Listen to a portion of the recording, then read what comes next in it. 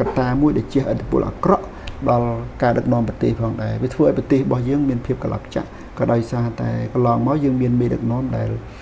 មិនបានគិតប្រយោជន៍ជាតិធំហើយគិតរឿងបុគ្គលបាទរឿងចិនដែលយើងមើលតែងតែឮពាក្យថា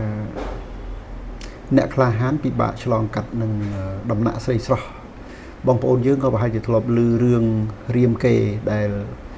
មានសង្គ្រាមជាមួយក្រុងរាពណ៍ព្រោះតែរឿងនឹងសេដាចុងក្រោយគឺនគរទាំងមូលទៅខ្ទេចខ្ទីដោយសារតែស្នេហាបាទត្រឡប់មកមើលប្រវត្តិនៃប្រទេសកម្ពុជាយើងវិញយើងឃើញមានព្រះរាជាកម្ពុជាជាច្រើនដែលធ្វើឲ្យប្រទេសមានការលិចលង់ធ្វើឲ្យប្រទេសបាត់បង់ដោយសារតែរឿងស្នេហាទី1គឺព្រះបរមរាជាទី7ហៅថាពញាអនឆ្នាំ1599ដល់ឆ្នាំ1600ព្រះអង្គឡើងគ្រងរាជ្យបានតែមួយឆ្នាំគត់បាទហើយស្ដេចអង្គនេះគឺជាស្ដេចដែលខូខើបាទយើងអាចនិយាយថាជាមនុស្សដែលអសិលធម៌ខ្លាំងបំផុតដែលគាត់បានទៅចាប់រំលោភភរិយារបស់ចៅហ្វាយស្រុកឈ្មោះពញាថៃនាងដោយសារតែការឈឺចាប់បានសម្លាប់ខ្លួនក្រោយពីសម្លាប់ខ្លួនរួចហើយប្តីពញាថៃនឹងមានអារម្មណ៍ក្តៅក្រហាយហើយក៏បានទៅជួបស្នើសុំការជួយពីសម្ដេចប្រកែវចៅហ្វាពញាញោមបាទរួចហើយក៏លោភធ្វើឃាតចៅពញាអនហ្នឹងឆ្នាំ1600បន្ទាប់មកទៀតគឺជាព្រះបាទជ័យជេដ្ឋាទី2ដែលយើងទាំងអស់គ្នាប្រហែលជាស្គាល់ហើយថាព្រះអង្គបានរៀបអភិសេកជាមួយនឹងកូនស្ដេចវៀតណាមឬក៏អាណាមដែលមានឈ្មោះថាពនាងងុកវាងឬដែលយើងស្គាល់ជាភាសាខ្មែរថាម្ចាស់អង្គចៅបាទអញ្ចឹងម្ចាស់អង្គចៅនេះហើយដែលមានដែលជាអគ្គមហេសីរបស់ព្រះបាទជ័យជេដ្ឋាទី2ហើយក៏ជាហេតុផលមួយដែលធ្វើឲ្យកម្ពុជាយើងបាត់បង់ទឹកដីកម្ពុជាក្រោមដោយសារតែការយោគយល់ការស្នើសុំពីប្រជាវៀតណាមស្នើសុំទឹកដីភាគត្បូងបាទហេតុផលនេះគឺយើងអាចបន្ទោសព្រះអង្គក៏បានឬក៏អាចមិនបន្ទោសក៏បានព្រោះដោយសារតែពេលនោះគឺវៀតណាមគេដាក់កំហិតថាបើសិនជាមិនឲ្យគេខ្ចីដីទេនៅពេលដែលកម្ពុជាមានរឿងជាមួយនឹងខាងក្រុងអយុធ្យាឬក៏ខាងថៃគឺវៀតណាមនឹងមិនចូលជួយទេអញ្ចឹងកន្លែងនេះមិនប្រកាសថាដោយសារតែក្តីស្នេហាទាំងស្រុងទេប៉ុន្តែក៏វាមានរឿងគ្រប់គ្រងជាបោកច្បល់នៅក្នុងនឹងក្នុងការសម្រេចចិត្តក្តីក្នុងការគ្រប់គ្រងប្រទេសក្តីរវាងស្នេហានិងប្រទេសជាតិវាជាបោកច្បល់ហើយរឿងមួយទៀតគឺរឿងព្រះឧត្ត័យហើយនឹងព្រះរាជសម្ភារបាទព្រះរាជសម្ភារនេះគឺជាព្រះរាជាដែលពោពេញទៅដោយចំណេះដឹងបាទមានចំណេះដឹងជ្រាលជ្រៅហើយព្រះរាជសម្ភារនិងព្រះឧត្ត័យហ្នឹងគឺស្រឡាញ់ព្រះម៉ែយុវតីហើយក៏បានឆ្លោះគ្នាបាទដែលព្រះរាជសម្ភារជាក្មួយហើយព្រះឧត្ត័យជាមាជាឪពុកមាដណ្ដើមស្រីតែមួយឆ្លោះគ្នាបាទហើយក៏ធ្វើសង្គ្រាមផ្អើលអស់នគរទាំងមូលចុងក្រោយព្រះរាជសម្ភារហ្នឹងគឺត្រូវបានទាហានប៉ុកទុយហ្គាល់បាញ់ស្លាប់នៅលើចុងថ្នោតបាទព្រះអង្គមុននឹងស្លាប់ហ្នឹងបានស្នើសុំកុំឲ្យបាញ់គាត់ឡើងទៅលើចុងថ្នោតហើយគាត់ក៏ចាកំណាប់នៅលើស្លឹកថ្នោតដើម្បីទុកជាការសារទូលមានព្រានប្រដៅដល់ប្រជាចំនួនក្រោយទៀតដើម្បីកុំឲ្យធ្វើគំរូតាមព្រះអង្គបាទនេះគឺជារឿងស្នេហាដែលបំផ្លាញជាតិទាំងមូលបាទមកដល់តំណែងតំណងស្នេហាមួយទៀតដែលក៏ធ្វើឲ្យនគរមានភាពរញ៉េរញ៉ៃដែរគឺរវាងអ្នកអង្គម្ចាស់ស្រីវត្ថាឬក៏ស៊ីវត្ថាដែលមានបញ្ហាស្នេហាចម្រូងចម្រាសជាមួយនឹងព្រះបាទនរោត្តមបាទព្រះបាទនរោត្តមនេះគឺជាព្រះរាជាហើយសោយរាជហើយមានបរាំងគ្រប់គ្រងពីក្រោយហើយស៊ីវត្ថានេះគឺដោយសារតែគំនុំផ្ទាល់ខ្លួនហើយនឹងសេចក្តីស្នេហានេះគឺតែងតែរៀបចំធ្វើសង្គ្រាមដើម្បីប្រឆាំងជាមួយនរោត្តមបាទអញ្ចឹងយើងឃើញថាព្រះបាទស៊ីវត្ថាធ្វើសង្គ្រាមនេះគឺមិនមែនដើម្បីជាតិមិនមែនដើម្បីមាតុភូមិទេណាហ្នឹងឯងស្ដេចនរោត្តមមិនជាល្អអីទេប៉ុន្តែព្រះអង្គធ្វើសង្គ្រាមក៏ព្រោះតែចំនួនផ្ទាល់ខ្លួនហើយនឹងរឿងស្នេហាអានេះហើយគឺជាបញ្ហាបាទហើយនៅកន្លែងមួយគឺ ព្រះអង្គម្ចាស់ស៊ីវថានឹងបានចាប់ព្រះស្នំរបស់ព្រះបាទនរោត្តមហើយដាក់លើខ្នងសេះហើយបំផាយរត់ទៅកន្លែងហ្នឹងនៅពេលដែលជិះសេះរត់ហ្នឹងគឺទាហានអត់ដឹងធ្វើម៉េចព្រោះអត់ហ៊ានគប់លំពែងឬក៏អត់ហ៊ានបាញ់ព្រួញខ្លាចទៅស្នំដែលព្រះអង្គម្ចាស់ស៊ីវថាចាប់យកទៅពួកអីក៏ជានារីដែលសំណប់ចិត្តរបស់ព្រះនរោត្តមដែរបាទអានេះគឺជាទំនាស់មួយដែលធ្វើឲ្យនគរបែកបាក់យើងអត់បានគិតគូររឿងជាតិបែរជាគិតគូររឿងស្នេហាបាទមកដល់សម័យថ្មីនេះក៏យើងទាំងអស់គ្នាប្រហែលជាដឹងដែរគឺព្រះអង្គម្ចាស់នរោត្តមរណរដ្ឋសោយទីមង្គតនៅឆ្នាំ2021ថ្មីនេះដែរព្រះអង្គធ្លាប់រៀបអភិសេកជាមួយនឹង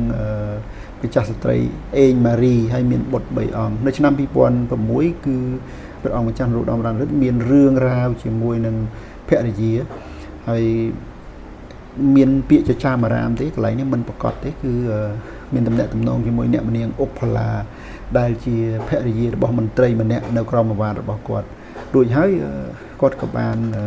រៀបអាពាហ៍ពិពាហ៍លែងអ្នកចាស់ទៅយកអ្នកថ្មីគឺអ្នកនាងអុកផល្លានឹងមានបុត្រ2អង្គបាទព្រះអង្គហើយនឹងអ្នកនាងអុកផល្លាហ្នឹងគឺមានគ្រោះថ្នាក់ចរាចរណ៍ហើយអ្នកនាងអុកផល្លា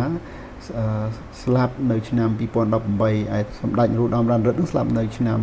2021កន្លែងនេះមិនមែនចង់និយាយថាវាមានយើងមិនដឹងច្បាស់ថារឿងនេះវាយ៉ាងម៉េចទេអត់មានភ័ស្តុតាងខ្ញុំព្យាយាមរកឯកសារមកគ្រប់គ្រងដែរប៉ុន្តែវាអត់មានប៉ុន្តែទោះយ៉ាងណាក៏ដោយគឺយើងនៅចាំបានថាកាលឆ្នាំនោះគឺខាងរាជរដ្ឋាភិបាលនឹងបានបង្កើតជាច្បាប់ឯកពន្ធភាពគឺពាក់ព័ន្ធនឹងរឿងនឹងដែរអញ្ចឹងកន្លែងនេះគឺនិយាយថាដៃគូប្រកួតឬក៏មកខាងទៀតដែលមិនមែនជាចំណុចល្អសម្រាប់យើងគឺយកអារឿងហ្នឹងទៅធ្វើជាដើមហេតុមួយដើម្បីជាការទាញទម្លាក់បាទអញ្ចឹងសេចក្តីស្នេហាឬក៏ការគ្រប់គ្រងតណ្ហាខ្លួនឯងអត់បានវាធ្វើឲ្យបាត់បង់នៅប្រជាប្រិយភាពបាត់បង់នៅអំណាចបាត់បង់នៅការគ្រប់គ្រងអញ្ចឹងអរគុណមកដល់ចំណុចនេះខ្ញុំចង់លើកយកឧទាហរណ៍មេដឹកនាំល្អដែលមិនបានយកស្នេហាជាធំវិញម្ដងបាទបុគ្គលទី1គឺយើងអាចនិយាយបាននៅក្នុងប្រវត្តិសាស្ត្រយើងបាទយើងមិនច្បាស់ទេប៉ុន្តែរបៀងមើលប្របាទជ័យវរ្ម័នទី7ព្រះអង្គដូចជាអត់មានប្រវត្តិស្នេហារញ៉េរញ៉ៃទេអញ្ចឹងកន្លែងនេះហើយគឺក៏ជាហេតុផលមួយដែលធ្វើឲ្យព្រះអង្គដឹកនាំប្រទេសបានរីកចម្រើនដែរព្រះអង្គមានភរិយាមួយអង្គក្រោយមកក៏ភរិយាទី2គឺព្រះចាស់ស្ត្រីឥន្ទ្រទេវីដែលជាបងរបស់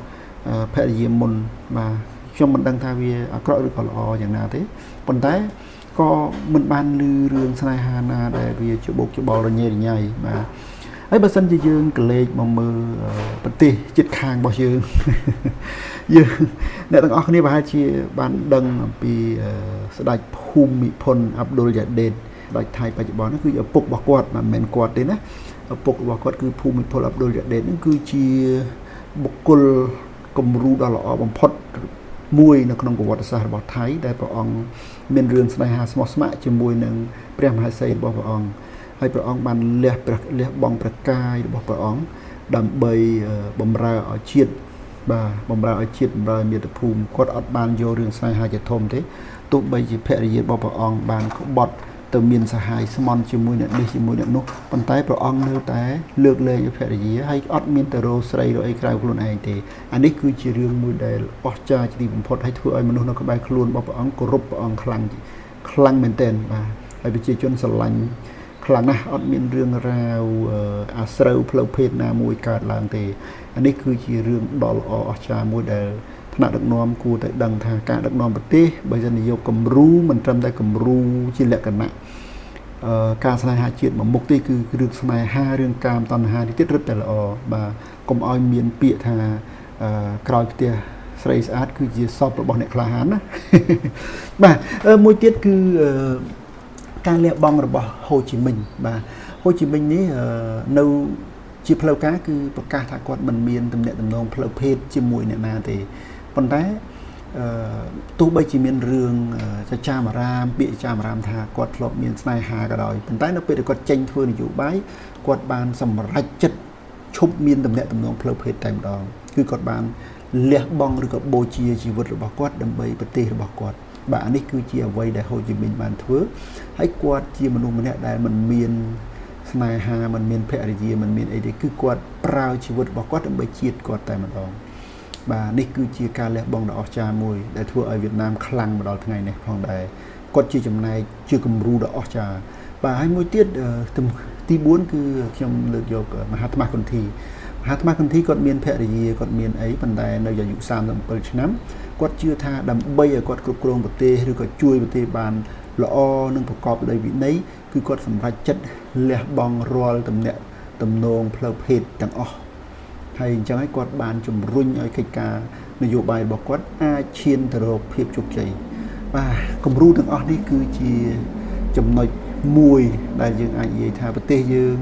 រងគ្រោះក៏អាចមកពីស្នេហារបស់មេដឹកនាំមួយចំនួនដែរបាទមេដឹកនាំដែលភ្លេចខ្លួនមេដឹកនាំដែលខ្វល់តែពីរឿងការមតណ្ហាហើយគាត់អត់បានដឹងទួនាទីបាទបើយើងជាបុគ្គលធម្មតាមិនអីទេប៉ុន្តែនៅពេលដែលយើងខ្លាយជាបុគ្គលដឹកនាំប្រទេសយើងត្រូវលះបង់បាទមកដល់សម័យនេះខ្ញុំក៏ជួបដែរមិត្តភ័ក្តិ2-3នាក់ដែរដែលគាត់អត់យកភរិយាអត់យកប្តីហើយគាត់បានលះបង់ខ្លួនដើម្បីកិច្ចការរបស់គាត់បាទគាត់មិនមែនជាអ្នកនយោបាយគាត់ប្រហែលជាមិនបានធ្វើឲ្យប្រទេសវាអស្ចារ្យដោយសារគាត់ទេប៉ុន្តែយ៉ាងហោចណាស់គាត់ជាមនុស្សគួរឲ្យគោរពបាទអញ្ចឹងអរគុណអ្នកទាំងអស់គ្នាខ្ញុំយល់ថាហេតុផលមួយដែលធ្វើឲ្យប្រទេសយើងចុះខ្សោយក៏បណ្ដាលមកពីយើងមានមេដឹកនាំប្រភេទនេះផងដែរបាទអញ្ចឹងសូមអរគុណជួបគ្នានៅវីដេអូក្រោយទៀតតាក់ទងទៅនឹងកត្តាដែលជំរុញឲ្យកម្ពុជាចុះខ្សោយ